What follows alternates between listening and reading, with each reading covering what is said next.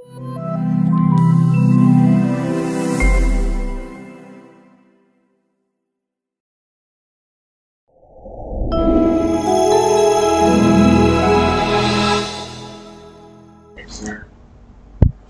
assalamualaikum warahmatullahi wabarakatuh. Apa kabar sahabat Dewi Sri? Ketemu lagi dengan saya di sharing session bersama Dokter Andrologi.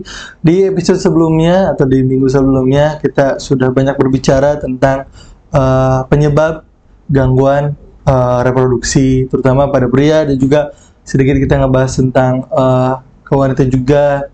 Nah, sekarang kita lanjut di minggu pertama, di minggu berikutnya, minggu sekarang kita akan membahas tentang gaya hidup yang nanti akan berpengaruh pada reproduksi pria. Dan juga kita pada kesempatan kali ini kembali bersama Dr. Anton, spesialis andrologi. Apa kabar dok? Sehat? Alhamdulillah sehat. Alhamdulillah. Ya. Oke. Sebelumnya dok, kita sudah banyak ngebahas nih tentang gangguan. Kita berkenalan dulu tentang andrologi, kemudian juga sudah ngebahas tentang gangguan ya, macam-macam gangguan mungkin dok ya di reproduksi pria. Juga sekarang kita masuk ke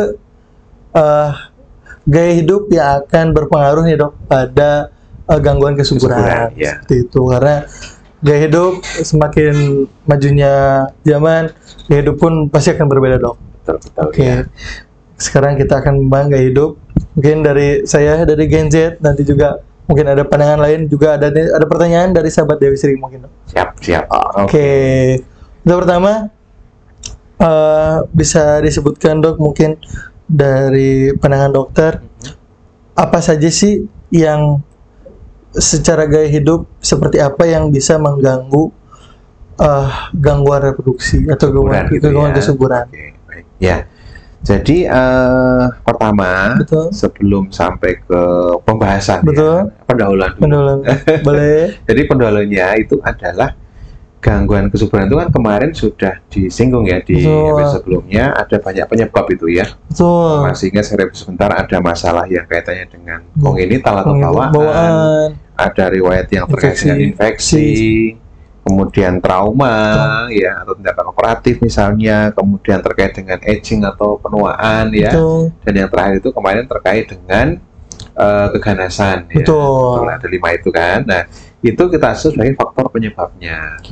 Nah, lalu selain faktor penyebab ada yang disebut faktor resiko. Nah, faktor resiko itu artinya hal-hal ya yang meningkatkan peluang terjadinya gangguan kesuburan. Nah, itu masuk ke yang hari ini yang gaya hidup tadi. Jadi gaya hidup kita ini ya, gaya hidup yang tidak sehat tentunya ya, ini akan berpotensi meningkatkan peluang terjadinya gangguan kesuburan. Gitu ya, jadi pemahamannya dari situ dulu ya. Nah, gangguan kesuburan ini atau faktor risiko gangguan kesuburan ini secara gampang ya, itu kita fokusnya dulu di buah sakar.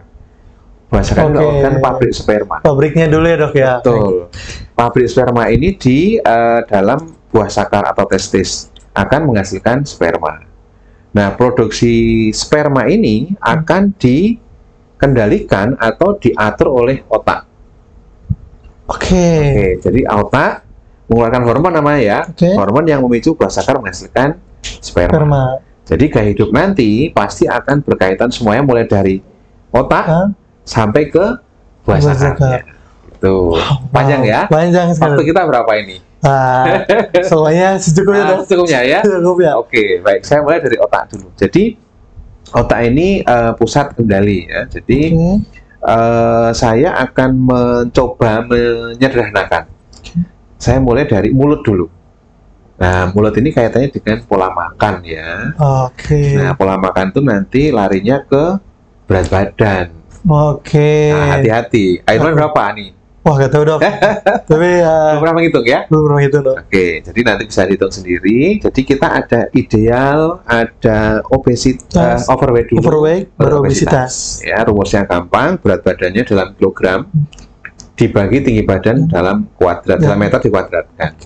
Misalnya berat badannya 80, tinggi badan 170, berarti 80 dibagi 1,73, 1,7 ya, 10 dikuadratkan. Nanti akan ketemu angkanya. Kalau hasilnya di antara 18,5 sampai 25, kita sebut sebagai ideal. 25 sampai 30 ini overweight atau kelebihan saja. Betul. Tapi hati-hati, di atas 30 masuk kriteria obesitas atau kegemukan. Nah, pada pria dengan kelebihan berat badan tadi akan terjadi penumpukan lemak di perut atau kita sebut sebagai sentral adipose. Nah, lemak ini akan mengganggu kesuburan dengan mengganggu fungsi hormonnya. Itu ya. Itu pertama ya. Dari mulut kan masih itu makanan ya, karbohidrat lah yang ini yang nanti akan mempengaruhi postur tubuhnya. Yang kedua alkohol. Ya, alkohol ya. Mungkin merokok dulu ya. Merokok dulu baru alkohol nanti. Jadi rokok ini sudah banyak dikenali ya bahwa rokok ini adalah zat ya yang tidak aman untuk sperma. Kandungan zat yang di dalam rokok itu tidak aman untuk sperma. Yang mengatakan bukan saya ya. Penelitian ya. Silahkan baca penelitian. Banyak sekali penelitian yang membandingkan antara pria yang merokok dan yang tidak merokok. Dan hasil penelitian didapatkan bahwa kualitas sperma pria yang tidak merokok itu lebih baik. Gitu ya. Ada pertanyaan nih, teman saya, tetangga saya, anaknya 3, padahal dia merokoknya banyak. Betul. Makanya itu disebut sebagai faktor risiko. Apakah selalu? Tidak selalu. Tetapi pada beberapa orang ya dengan gangguan kesuburan, merokok ini meningkatkan peluang terjadinya gangguan. Itu ya. Alkohol tadi. Nah, alkohol tadi juga sama. Nah, kalau alkohol ini bekerjanya sedikit lebih rumit ya, karena dia akan mengganggu hormon. Tetapi tentu saja tergantung dengan dosis yang diminum dan seberapa lama diminum. Akan mempengaruhi pusat saraf ya, pasti. Yang akan hormon tadi kan, yang akan mengganggu ke supaya di situ. Oke. Itu baru dari mulut ya. Oke, mulut turun sedikit. Nah, tadi ke perut tadi. Nah, perut kan lingkar perut tadi yang saya singgung di depan tadi ya. Tentang obesitas, kegemukan, dan sebagainya. Kemudian turun sedikit, nah ini langsung di buah sakarnya. Buah sakar ini organ yang sangat spesial buat pria. Fungsinya double ya. Pertama menghasilkan sperma. Sebagai sarana untuk reproduksi ya, untuk meneruskan keturunan. Yang kedua menghasilkan hormon pria yang utama, namanya testosteron. Kalau pria testosteron rendah apa yang terjadi? Kulitnya mulus kayak cewek misalnya, kumisnya nggak tumbuh. Itu bukti testosteron rendah. Tidak selalu ya, tapi secara umum seperti itu. Ya, ada pria datang kok, ada anak remaja gitu ya, kok saya belum mimpi basah, udah SMA misalnya, suaranya kok masih kayak anak-anak gitu ya, tidak tumbuh bulu-bulu. Nah, kita curiga ada kekurangan kadar hormon, kita cek lah, kita pastikan. Jadi buah sakarnya ternyata kecil. Ya kalau buah sakar kecil, otomatis kemampuan produksinya diduga juga kurang. Itu. Nah, ketika dicek hormonnya juga kurang, nah wajib kita lanjutkan pemeriksaan. Dengan mengecekkan darah tadi. Nah, kembali ke buah sakar tadi. Kalau pada kesuburan dia memproduksi sperma nih. Nah, kita nanti akan menjaga supaya produksi tadi berjalan dengan baik. Bagaimana caranya? Ya, jadi organ buah sakar ini sangat sensitif terhadap suhu. Oleh panas ya. Jadi kalau suhu tubuh itu sekitar 37, ya maka suhu di buah sakar lebih rendah, sekitar 34-35. Itu secara otomatis dok? Iya, itu ideal untuk membuat sperma. Begitu suhunya meningkat, maka potensi terjadi gangguan produksi sperma. Meningkat itu oleh apa? Banyak yang tidak disadari, misalnya olahraga sepeda. Goes ya, goes itu akan dunia itu kan kecil dia akan menekan ke buah sakarnya, menyebabkan panas yang akan mengganggu proses sperma. Kemudian mungkin yang suka mandi air hangat atau berendam air hangat. Iya, karena mandi nggak terlalu ya, sebentar kan. Tapi kalau berendam, ke teater, supang gitu ya, berendam air hangat setengah jam. 1 jam misalnya ya. Emang nggak panas itu 1 jam berendam? Cepat ya, biasanya 15 menit. 15 menit ya. Nah, itu akan meningkatkan suhu di buah sakar. Nah, itu nanti akan berpotensi ya. Saya katakan berpotensi. Ya, mengganggu kesuburan juga. Kemudian mungkin bagi Gen Z ya, laptop. Wah, ya mengerjakan apa sekarang bikin konten ya, pakai laptop taruh di paha gitu. Nah, hati-hati. Panasnya juga akan mempengaruhi dari buah sakarnya. Kemudian penggunaan celana ketat ya. Ini saya sering melihat ya, waktu datang periksa dibuka celananya, double celananya ya. Celana panjang, pakai celana pendek, pakai dalam lagi. Wah, ini saya langsung memberikan notis ya. Wah, ini tidak boleh ya, karena berpotensi mengganggu tadi sirkulasi udara yang mau panas tadi. Jadi sarannya ya celana pendek saja atau celana dalam saja, langsung celana panjang. Nah, gitu. Terkait yang celana ketat ini dok, izin saya komen. Untuk atlet kan kita pakai manset tuh dok. Ya. Nah, apakah itu akan berpengaruh? Oke, mungkin tergantung dari seberapa lama waktunya ya. Kalau durasinya ya, kalau hanya sesaat ya mungkin tidak banyak pengaruhnya. Yang terjadi ini kan penggunaan yang 24 jam ya, atau minimal satu siklus lah, satu shift ya. Satu shift, betul. Shift pagi dari jam berapa? Dari jam 8 sampai jam 4 sore. Pakainya seperti itu, iya. Wah ya itu kan panas, tempat kerjanya panas ya, ruangan tertutup. Ada ininya nggak, saya tanya, ada sirkulasinya nggak, ada pakai siklon yang di atas tapi tetap pengap di dalam. Wah itu kan tetap aja faktor risiko, saya katakan faktor risiko ya, maka perlu diwaspadai hal-hal kecil seperti itu. Makanya saya kalau biasanya gini dok, kalau habis main karena gue pakai celana lepis agak ngepit ya dok ya. Biasanya suka ketiduran, katanya suka dimarahin tuh dok, jangan pakai celana kalau lagi tidur dilepas katanya gitu. Betul itu. Ya. Celana ketat, celana double ya. Beberapa peneliti juga menganjurkan sebaiknya menggunakan celana dalam yang model boxer ya. Kalau yang model segitiga ini memang karetnya juga cukup ketat ya, dia akan makan ke buah sakar.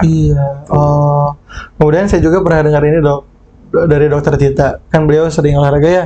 Juga untuk para olahraga terutama yang menggunakan manset yang celananya ketat, katanya setelah olahraga itu untuk menyeimbangkan suhu, setelah olahraga itu langsung dibanjur tuh dok si buah zakarnya, area buah zakarnya untuk menjaga suhu di buah zakar. Betul. Apakah itu memang pencegahannya seperti itu atau bagaimana dok? Kalau panas terus didinginkan ya, itu kalau secara tiba-tiba itu sepemahaman saya tidak dianjurkan justru. Jadi biarkan terjadi secara alami ya. Mungkin kita pendinginan secara alami. Sampai juga yang ini kalau panas nggak bagus dok, berarti kalau dingin bagus ya. Sampai dikompres es nggak perlu ya, nggak perlu seperti itu. Itu demam apa gimana? Iya nggak perlu. Jadi kalau panas memang mengganggu sperma, tapi tidak sampai segitunya terus direndam pakai air dingin supaya bagus spermanya. Nggak seperti itu konsepnya ya. Jadi secara natural aja. Betul, natural saja. Jadi kalau misalnya olahraga lalu ada waktu pendinginan ya sudah buat pendinginan ya, supaya prosesnya itu berjalan secara alami.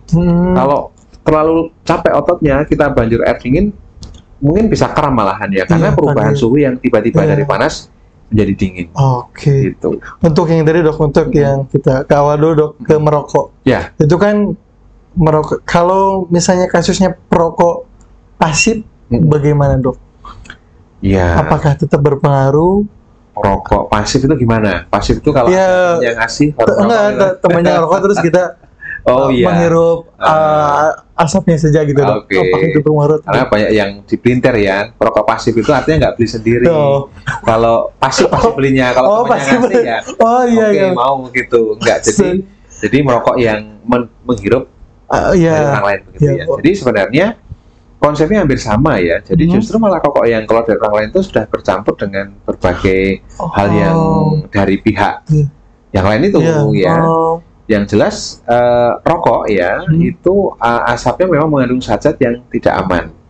Nah kalau di ruang terbuka mungkin akan lebih sedikit resikonya ya. Tapi kalau di ruang tertutup, ruang ber-AC misalnya, teman kerja saya merokok dok, ruangnya ber-AC, nah itu hati-hati.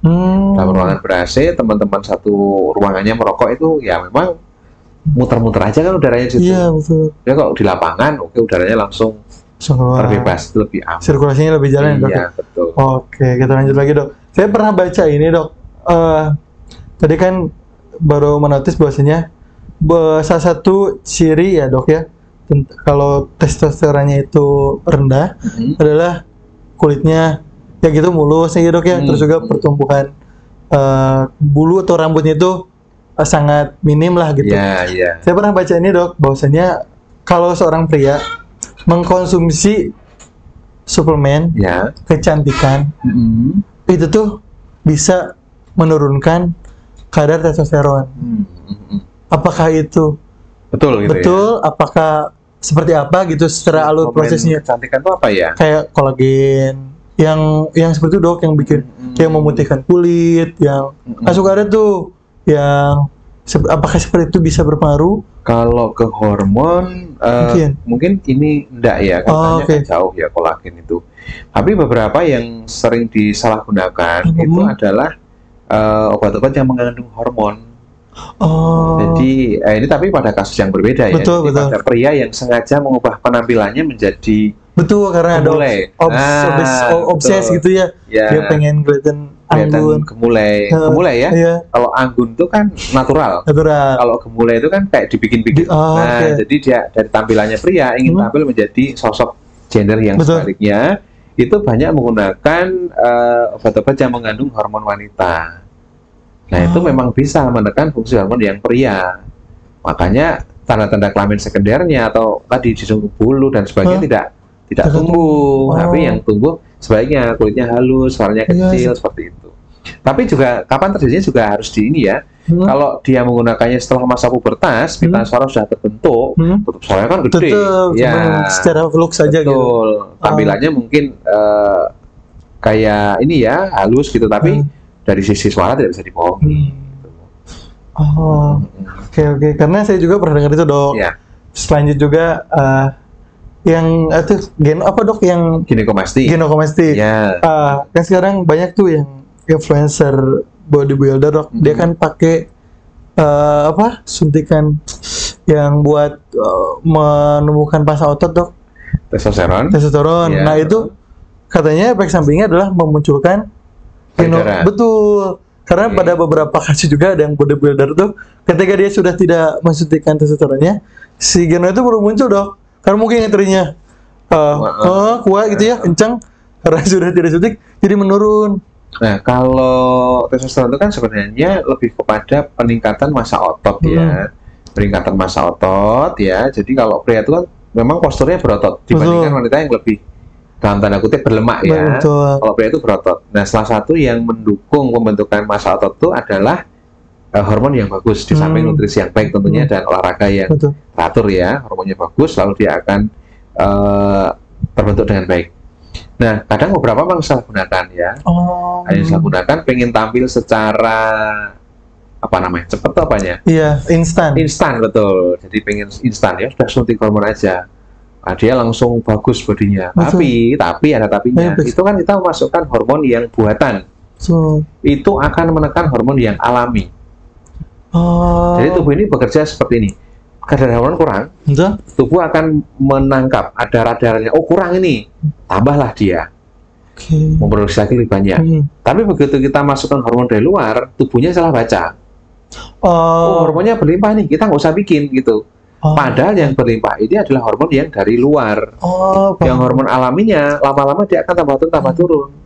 Salah baca tubuhnya. Sudah banyak hormon, ngapain produksi lagi? Padahal itu hormon yang dari luar. Nah, tadi terjadi efek yang disebutkan tadi, begitu hormon di stop, kaget tubuhnya ya, karena langsung low, langsung rendah hormonnya. Ya mungkin keluhan yang dirasakan mungkin dari fisiknya, capek ya, mudah ngantuk dan sebagainya, massa ototnya mungkin menurun, seperti itu. Nah, kalau tubuh payudara, kalau dari testosteron tidak korelasi ke sana ya. Tapi katanya kalau kelebihan protein pun bisa menyebabkan itu dok. Apakah benar? Maksudnya kita kan mengkonsumsi protein, daging, tempe, tahu, telur gitu ya. Katanya kalau memang kelebihan arti lainnya si proteinnya asupannya banyak, tetapi kita olahraganya kurang, jadi sehingga muncul itu. Apakah itu? Enggak sih. Jadi yang disimpan itu kan cadangan energi. Itu kan dari karbohidrat. Karbohidrat kalau berlebihan kan tidak dibuang, dia disimpan oleh tubuh di cadangan energi dalam bentuk lemak. Nah itu memang bisa biasanya pada pria dengan postur tubuh yang berisi ya, yang obes tadi yang berisi. Nah itu tubuh payudaranya. Bukan tubuh payudara ya, ginekomasti itu seolah-olah gitu kan, secara looks mirip gitu ya. Betul. Kalau ini dok, saya sering konsumsi kreatin dok untuk menunjang olahraga. Apakah itu nanti berpengaruh dok Untuk kemana? Ke reproduksi, ke kreatin kan untuk menambah stamina, juga untuk meningkatkan proses pembentukan otot. Apakah itu nanti berpengaruh? Apakah nanti kalau memangnya konsumsinya jalan tapi olahraganya kurang akan berpengaruh juga atau bagaimana, Dok?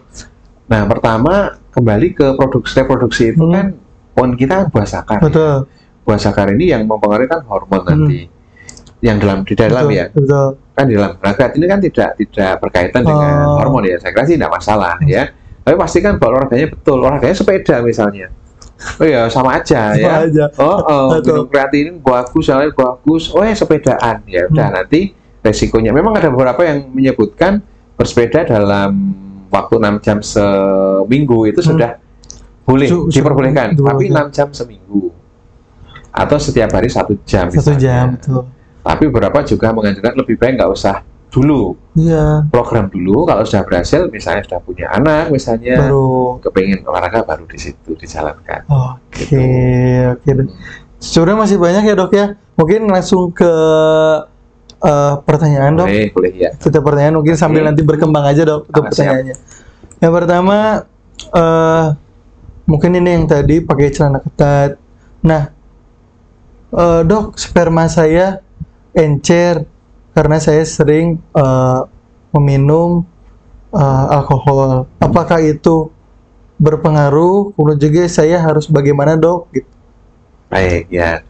Jadi sekali lagi kita tidak bisa menilai kesuburannya dari sperma saja. Betul. Nanti pasti harus dilakukan pemeriksaan analisa sperma. Betul. Karena seperti saya sampaikan di minggu kemarin ya, ada yang spermanya encer, ternyata banyak. Air mani ya, betul ya. Jadi kadang rancu penyebutannya. Ya. Jadi menyebutnya sperma, tadi yang dimaksud pada air mani. Air maninya encer, ternyata spermanya banyak. Ya. Sebagian ada yang air maninya kental, wah yakin mantap ini pasti bagus. Ternyata kita periksa zong. Ya, nah, seperti itu. Jadi pasti nanti langkah pertama adalah cek sperma. Nah, di sini ada faktor risiko hari ini yang kita bahas ya, yaitu alkohol. Sejauh mana alkohol ini berpengaruh? Nah, pasti perlu dilihat sudah berapa lama konsumsinya, kemudian konsumsinya berapa, ya. Kemudian paling pasti nanti kita cek ini ya hormon reproduksinya, apakah mengalami gangguan atau tidak, ya. Kalau misalnya rekreasional hanya sesekali dalam sebulan ada tamu dari luar negeri, ekspatriat ya, nah, kita menghormati tamu sekali-sekali, saya kira tidak masalah. Tapi kalau menjadi habit, menjadi kebiasaan, itu yang berbahaya. Oke.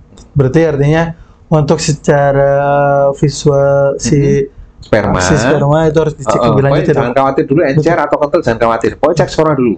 Yang lebih itu tuh adalah cek sperma ya, Dok ya? Cek air mani. Cek air mani. Ya, oke. Jadi seperti itu untuk jawabannya. Saya belum menikah, Dok. Kayaknya ini mewakili saya nih, Dok. Dari Eja Herdiansyah. Saya belum menikah, Dok, tapi pengen cek kesuburan dulu buat persiapan ke depan. Apa bisa konsultasi langsung dengan dokter andrologi tanpa pasangan, Dok? Oke. Kalau ini Eja ya, bukan saya ya. Cuman mewakili. Jangan pinjam nama teman. Ya kan nggak tahu, Dok. Ya, jadi gini, datang itu kan ada dua hal ya. Karena memang kondisi sakit, jadi butuh pertolongan istilahnya, atau yang sekarang dikatakan medical check up. Kita ingin mengetahui status kesehatan kita. Tentu boleh, silahkan. Dengan senang hati kami menyambut kedatangan sahabat-sahabat Dewi Sri yang ingin memeriksa kesuburannya, boleh ya. Tapi memang kalau untuk di kita di Indonesia ini pemeriksaan kesuburan sebelum menikah atau istilahnya yang lebih ngetren itu premarital check up. Sekarang juga itu. Ya. Ini lebih fokus pada gangguan yang terkait infeksi. Apakah ada HIV, apakah ada penyakit hepatitis ya. Itu yang oleh pemerintah memang dianjurkan dicek. Jadi Kak Catin tuh catatan sipil ya, bukan ya? Calon pengantin. Calon pengantin belum ya? Calon pengantin itu wajib sekarang untuk tes itu karena ingin membangun keluarga yang sehat dari awal. Betul. Kalau memang ada sakit ya sembuhkan dulu, jangan sampai nanti sakit menikah menular ke pasangannya kan, tambah generasinya tambah rusak lagi nanti kan seperti itu. Nah, kembali ke tadi pemeriksaan kesuburan, apakah boleh ya? Kalau diwajibkan memang belum. Tetapi kalau mau periksa sendiri boleh-boleh saja. Silahkan datang berkunjung. Pasti nanti ya kita akan lakukan anamnesa terkait dengan gaya hidupnya mungkin. Belum menikah sih, tapi misalnya sudah memiliki aktivitas seksual yang berisiko, ya itu kan menjadi salah satu hal yang perlu diwaspadai. Kemudian apa namanya, ada riwayat misalnya pemain bola belum menikah, pemain bola riwayatnya pas pertandingan final kena senter bola sehingga cedera sempat dirawat di rumah sakit karena bengkak misalnya, itu juga yang perlu diwaspadai. Ya, jadi seperti itu. Kemudian mungkin memang tidak ada keluhan apa-apa, tapi saudara saya itu menikah sudah 3 tahun kok belum punya anak, itu jadi takut ya. Betul. Saya memiliki keluhan yang sama, boleh silahkan, silahkan saja. Terbuka. Mungkin setelah ini saya. Oh ya, polinya di ujung, lantai bawah yang paling ujung. Siap. Oke, lanjut, Dok. Dok, apa infertilitas pria bisa disebabkan oleh kebiasaan merokok berat dan begadang?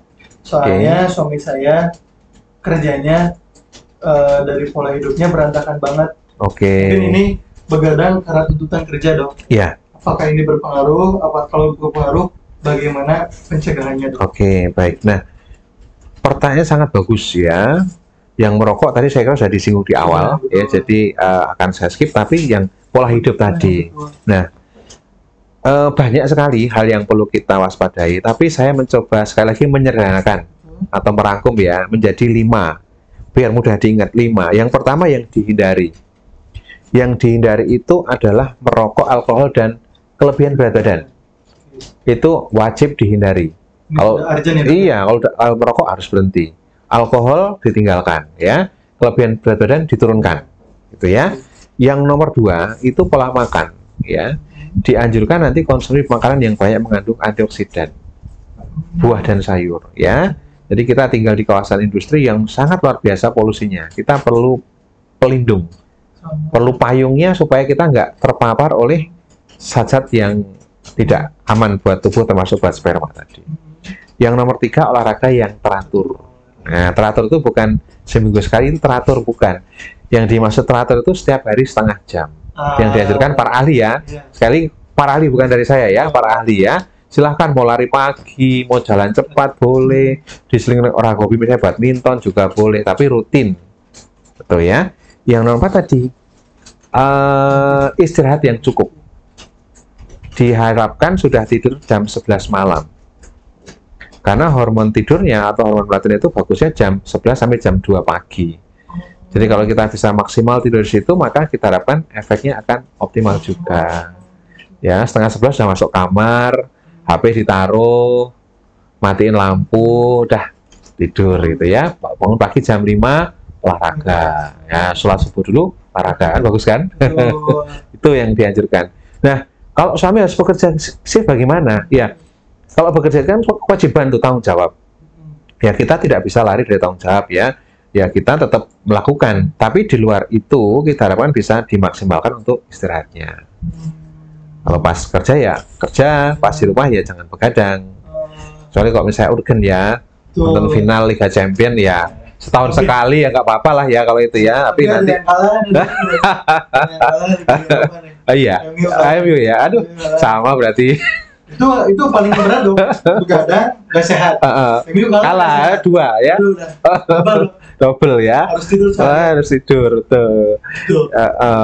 Itu terus yang terakhir, nah ini stresor ya, stres atau gangguan fisik ya, jadi psikis dan psikis pikiran oleh sebab apapun ya, pekerjaan, rumah tangga, atau timnya MU kalah, itu jangan sampai membuat stres. Tapi buat stres ya, MU itu kalah terus-terusan soalnya. Degradasi. Nah itu ya, jangan sampai itu menjadi permasalahan. Artinya masalah itu kan pasti ada, tapi kita bisa mencari solusinya sehingga tidak menjadikan gangguan. 5 itu saja. 5 itu dilakukan ya, itu sudah memperbaiki pola hidup kita. Tadi disebut pola hidup rusak itu kayak apa kan kita nggak tahu ya. Tapi kalau 5-5 itu sudah diperbaiki, dijalankan, ya harapan kita akan membaik. Gitu. Oh, artinya memang kalau pun begadang istirahatnya tetap dioptimalkan mungkin ya dok ya. Bisa tidur atau pulang kerjanya. Ya.